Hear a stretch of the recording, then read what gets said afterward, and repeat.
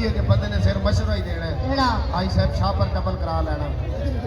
वो बंदा पूछे अच्छा कडेरी भाई एक सवाल का जवाब दो हां जी पूछ ए दस हां जी ए दुनिया में पहले तू है कि तेरा अब्बा हां साफ गल है मेरा अब्बा इन्होंने एक कंजर आके तय जरूर बनाई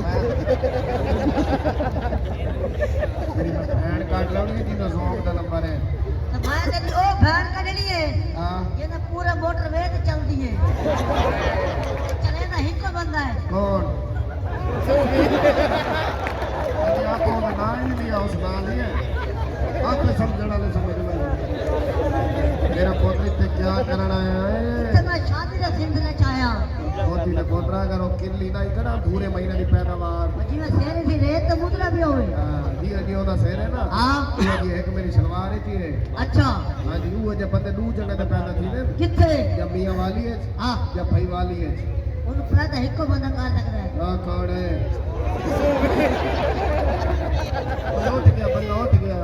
उठ गया लाले ये ना से केड़ा हो गया मान वीडियो बना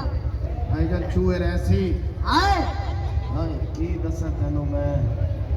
सोने रंग दी हाय चिट्टी हाय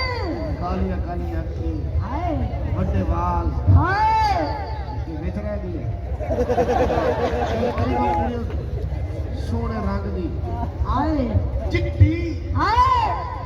आज बच्चों क्या चौक दे हां सोने रंग दी हाय चिट्टी हाय कालियां कालियां अखा हाय बड़े बड़े वाल हाय चिट्टे रंग दी हाय कुत्ती खड़ी आई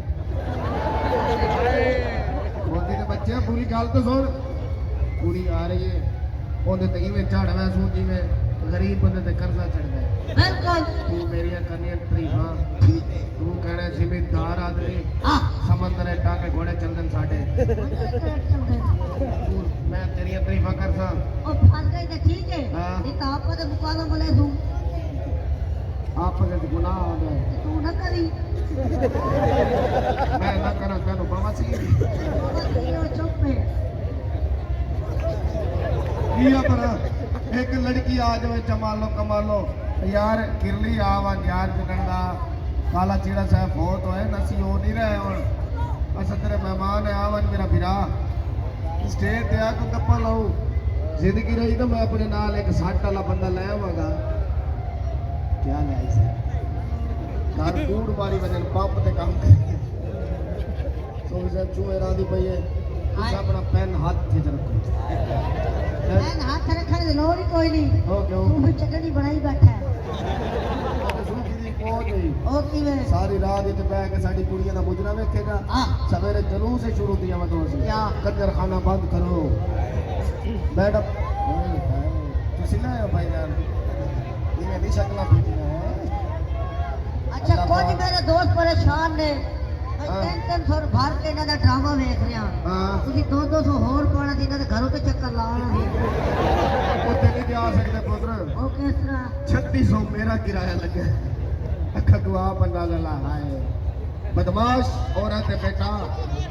ਇਹ ਬਦਮਾਸ਼ ਰੰਨ ਇਹ ਬਦਮਾਸ਼